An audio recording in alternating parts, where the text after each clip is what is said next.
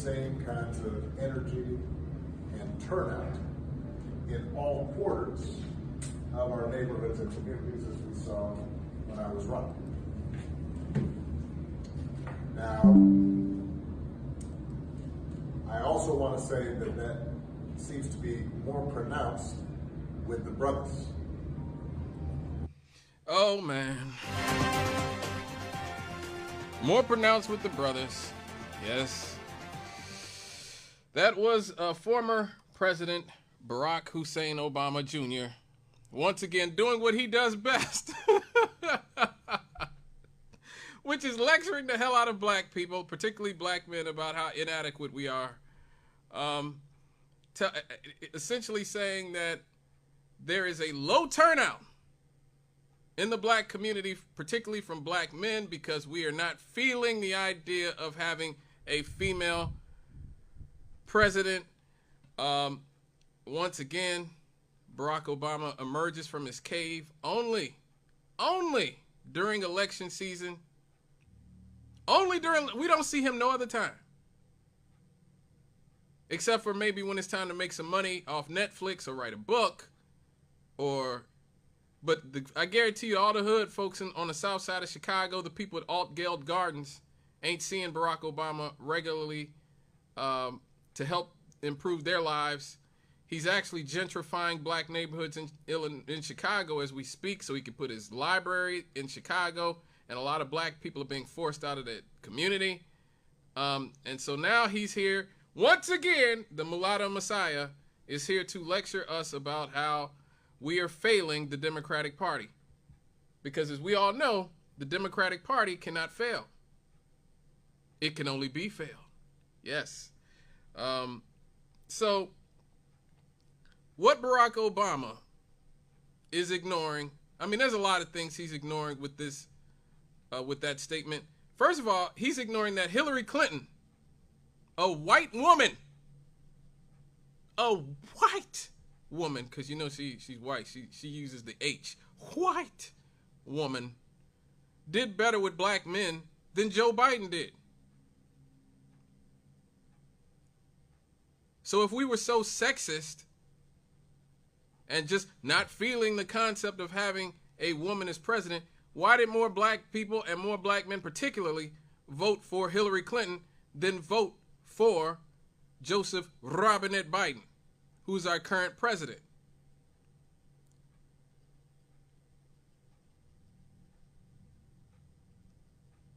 And also, he knows, and first of all, he knows he's a smart man, very, very brilliant man, Ivy League educated man. He knows that support for the Democratic Party in general has gone down since his presidency. He knows this. He knows this. He knows that this is his fault.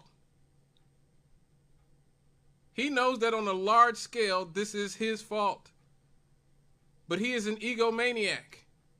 And we've known this about Barack Obama for a very long. Even Michelle has at times let the curtain slip and let us know in certain statements she's made that her husband thinks very highly of himself. Okay, he's very impressed with himself. He's an extreme narcissist and an egomaniac. And so he will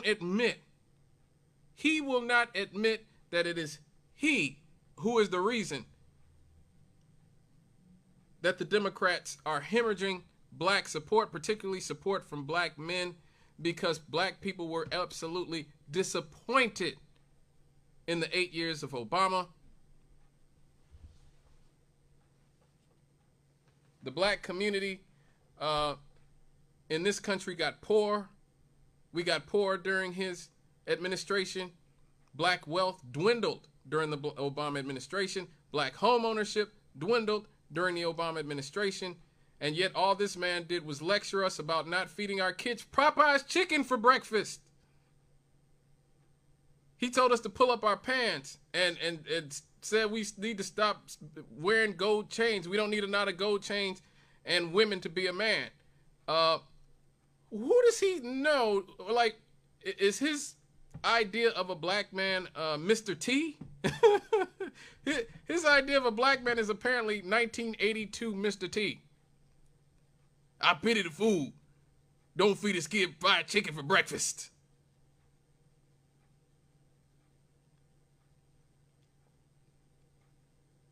He's the one who lectured the black community and said we did not need reparations because we had him. Imagine being such a narcissist that you would say something like that.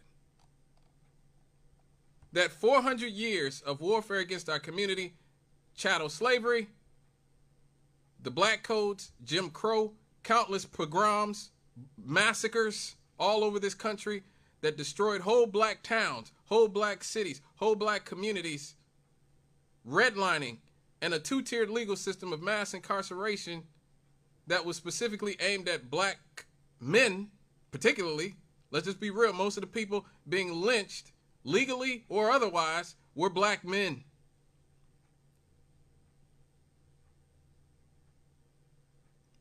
But he said we didn't need reparations because we had him, even though we got poor while he was in office.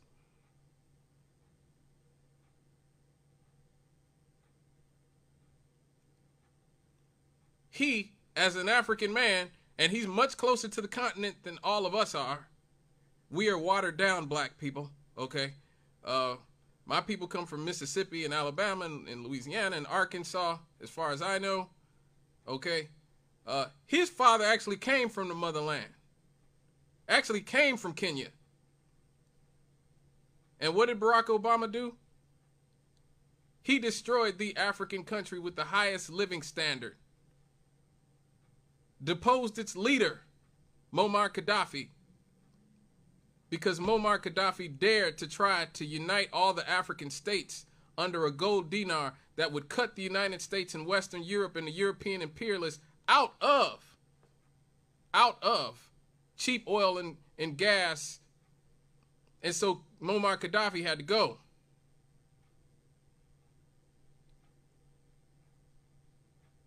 But before Gaddafi left, he said, look, if y'all kill me, y'all get rid of me, Europe is going to turn black. That's what he said. He said Europe is going to turn black if y'all get rid of me. And guess what happened? Guess what happened? Europe has been dealing with wave after wave of immigration from Africa for the last 15 years.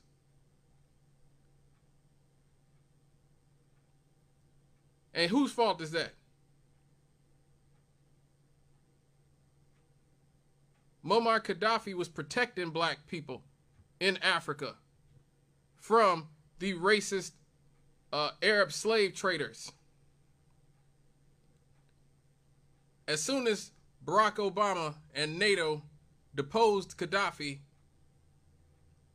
they brought chattel slavery back to Africa. Just go there and Google it. Just go on YouTube, go anywhere. You can see open air slave markets where black men are in cages, literal cages, being sold like it's 1555, thanks to Barack Hussein Obama Jr. He dropped 100,000 bombs as president. He bombed twice as many countries as George W. Bush did.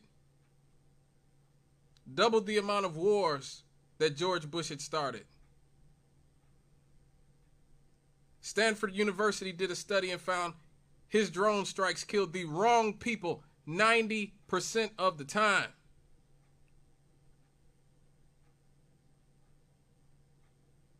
And now he wants to come out and lecture black men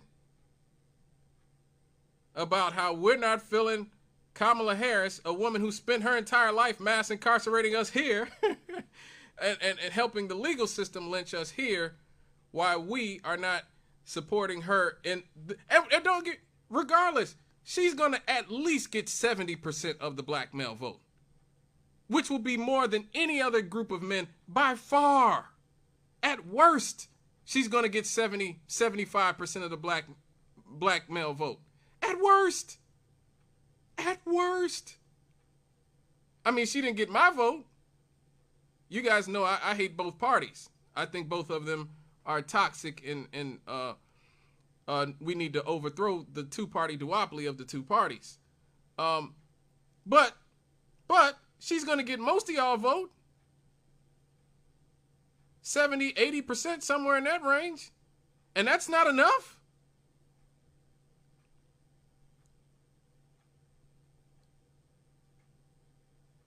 Where's Barack Obama at to lecture his mama's people? You know, the people who raised him. White people. 72% of they men ain't gonna vote are Republicans.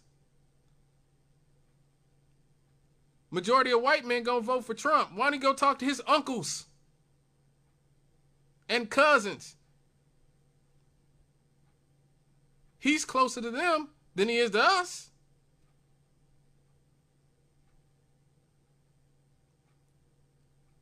They literally raised his behind. Why ain't he lecturing them about not feeding their kids, Domino's pizza for breakfast? Why ain't he lecturing them about their kids shooting up schools every week? Why is it always us? He goes to Morehouse University, the college of Martin Luther King, and tells all those highly educated, highly motivated black men that, just make sure you don't make any excuses in America. What are you talking about, bro? Bro. What are you talking about, bro?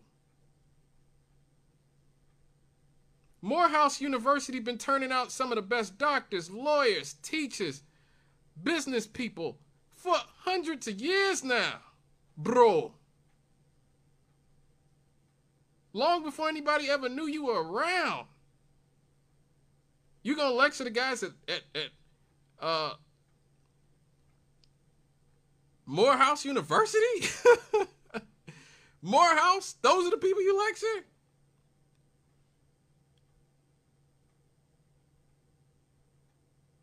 This is also the man that went to Flint, Michigan, after all those black people had been poisoned by the water, and drank the water to show that it was all right. Everything's cool. I'm drinking it, knowing doggone well that was not that was not what the average person in Flint, Michigan was drinking.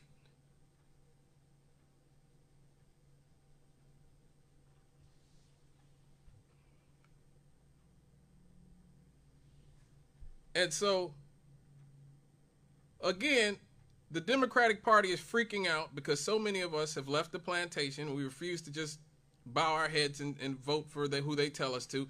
Enough of us still are. Don't get me wrong. You're still going to get between 70 and 80% of the black vote. You're still going to get probably 80%, 75, 70% of black men or something. Much more than any other group of men are going to vote Democrat than vote. But that's not enough for the Democratic Party. No, we have to be enthusiastic about voting for a woman who's helped fly thousands of immigrants into the country, whose real job is to replace us as black Americans, legacy black Americans, should I say, because a lot of these people are black too. Some of them are Haitians. But the legacy black Americans, we are the ones being replaced, the people who built this country. This is the party of NAFTA that sent jobs overseas, that sent of PNTR, permanent trade relations with China, that sent jobs overseas, of welfare reform. 70% of the people who lost their benefits were children. Children. That's who Bill Clinton hurt the most. The Telecommunications Act that I talk about all the time, the Telecommunications Act of 1996, where our media ended up owned by a few people, thanks to Bill Clinton. That's who the Democratic Party is. And a lot of y'all politics is stuck in the 90s. You still think the Republicans are the party of the rich. Oh, no, boy. Oh, no, no, no, no, no, no, no. No, no, no, no, no. No, no, no. No! No! No! No! The Democrats control 90% of the richest congressional districts in this country. Kamala Harris has more billionaires supporting her than Donald Trump does, and he's a billionaire himself. She has more billionaire friends than he does.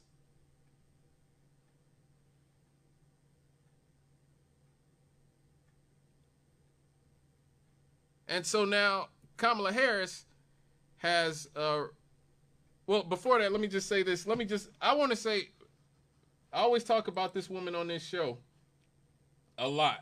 Because if I had my way, this woman would be president. This is Nina Turner of Ohio, a woman that the Democratic Party stabbed in the back so that they could get her Zionist opponent, Shontel Brown, elected.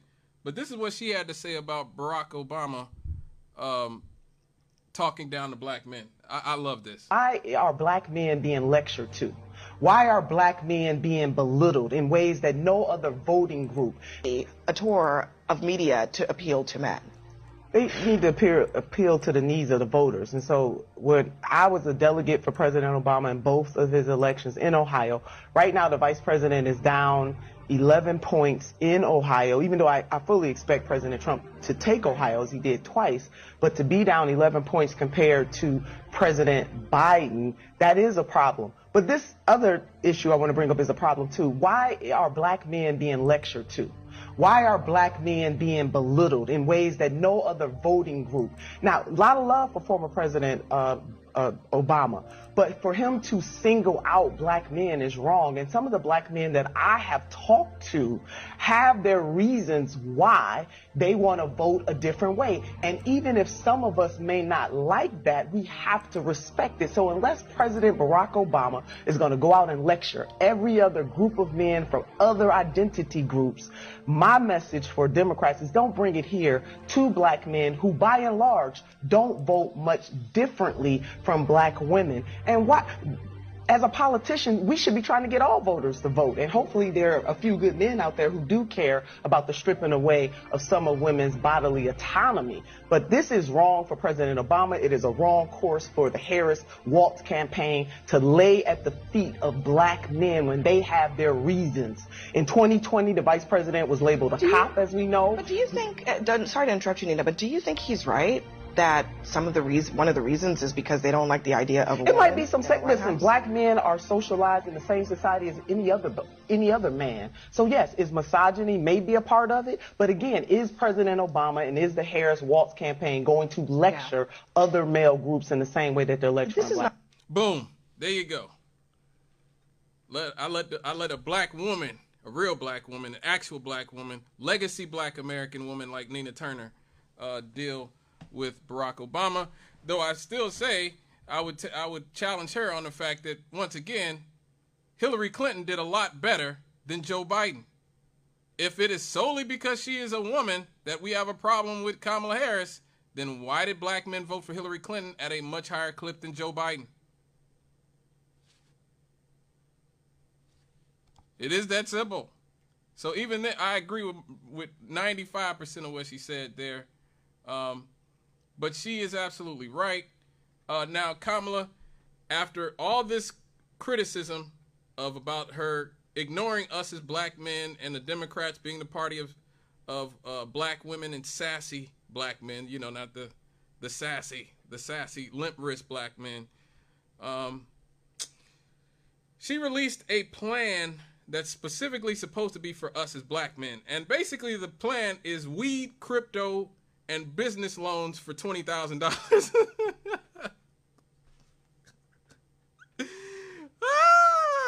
Weed, crypto, and business loans. And here's the thing, once again, and this is the sort of fraudulent element of black capitalism, whether it's coming from Richard Nixon and James Brown in the 70s, or it's coming from, you know, who else had Barack Obama, or it's coming from Kamala Harris and her people.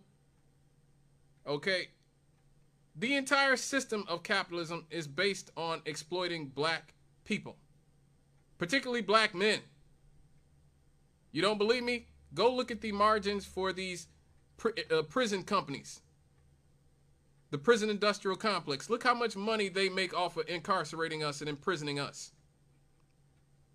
That is why we have a war on drugs. I've played the audio on this show before of Richard Nixon and Ronald Reagan talking about black people as monkeys, and Richard Nixon saying that we live like dogs. He likened black people to dogs.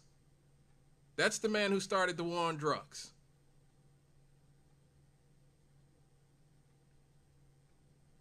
People who work with Richard Nixon said that he started the war on drugs to destroy our communities. I'm not saying that.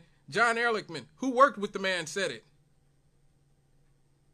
Lee Atwater, the boogeyman, talked about how he helped Richard Nixon, Ronald Reagan, all these people shape their policies in a way that would dismantle black communities. He was, again, Lee Atwater was there. He was their political strategist. So again, this isn't just me saying it off the top of my head. This is what people who actually worked with these people had to say. Now, Kamala Harris spent her entire career locking up black men for weed. She has said nothing about ending mass incarceration. She has said nothing about amending all the things that she did as a prosecutor, putting black people in prison because their children had sickle cell and they couldn't come to school. She said nothing about that. Nothing. She said nothing about ending mass incarceration and the war on drugs, the two-tiered legal system. We always say as black men, reparations, end mass incarceration, and amend this two-tiered legal system. And she gives us weed, crypto, and $20,000. What are you going to do with $20,000 business loan? And it's a loan. Like, what are you going to do with that?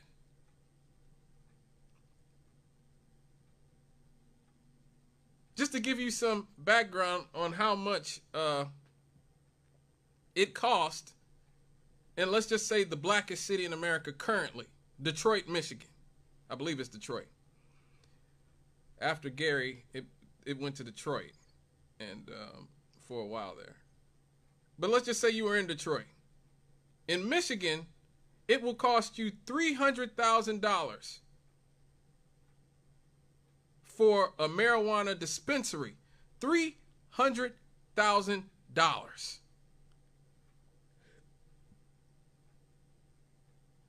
And if you want to grow marijuana, like Mike Tyson does legally now, it will cost you $500,000 for a grower of up to 1,500 plants. It will cost $300,000 for a processing facility. It will cost $200,000 for a secure transporter and $200,000 for a testing facility. So if you're trying to open up a real, legitimate, live weed business, a vertically integrated weed business is going to cost you about, let me see, 800,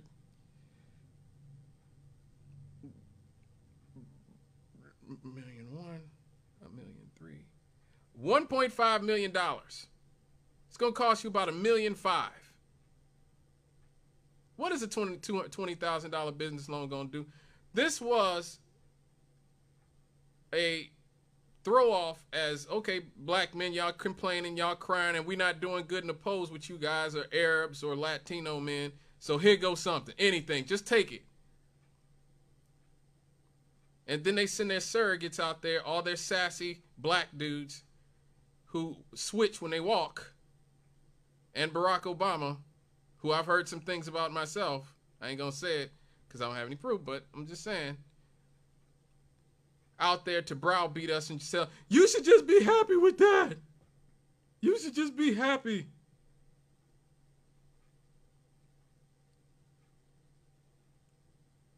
We said we wanted end of mass incarceration and reparations. They give us weed and crypto. I am so glad I left the Democratic Party years ago. You have no idea. Hopefully in the future, more people will abandon the two-party duopoly, the Democrats, the Republicans, and see that there are other options out there. There are other candidates out there. As long as there is a two-party duopoly, this is what we're going to get. We're going to get the two worst candidates every time. The worst Democrat, the worst Republican. And they're going to tell us that this is the only way that we can possibly do anything because this is all we got. No, The Republicans were a third party. Don't forget that. The Republicans started off as just an anti-slavery party. The Republicans were like Jill Stein and the Green Party 170 years ago. Okay? And there's been other third parties. Even when third parties don't win, the effectiveness of third parties is that it convinces the mainstream parties, the Democrats and Republicans, to adopt ideas of these companies, of these other parties. Things like the 40-hour work week, the 5-day work week. I mean, you're right. Labor rights, union rights, all those things came from third parties, and then the Democrats or the Republicans stole their ideas and integrated it into their platform once they saw people were going to lose interest in their parties. And so that's really one of the great things of being a third-party voter, is that eventually, if they are smart, the Democrats or the Republicans will adopt parts of your platform. Now, again, Kamala gave us weed and crypto and a small loan that won't even help us open up a weed shop. You compare that to what Jill Stein is talking about. Reparations. She has a whole agenda for black liberation. A whole agenda for black liberation. Reparations is a right. Restore voting rights. Redress health care disparities. Eliminate food deserts. Why hasn't Kamala Harris addressed food deserts if she's so black? This literally might be the #1 issue for black America. We live in food deserts. For a gazillion years, black people didn't have anything that we didn't have a decent grocery store in this city of Gary. A 60-mile city didn't have a decent grocery store for many years. Stop polluting black communities. You guys know I work with the United Urban Network. We work with a lot of environmentalists. So we hear a lot of the horrific stats and about cancer and all these other things. This is what we do in the UUN and some of the partners that we have.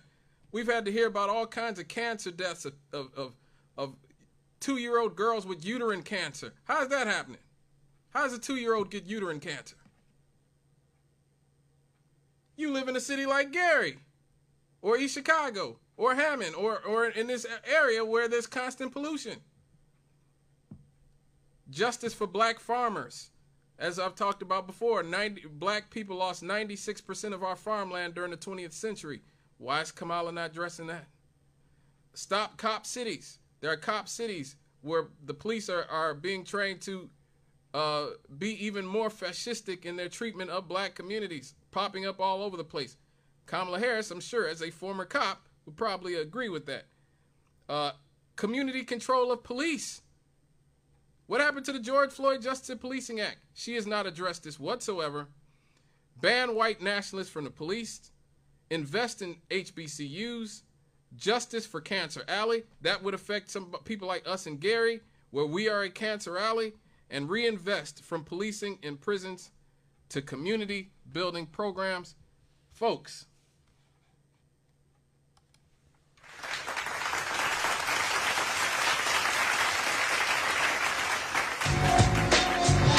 that is what a real platform for black America sounds like. Not weed, crypto, and a small business loan. All right, folks. When we get back, the truth is out there. You won't want to miss it. We'll be right back.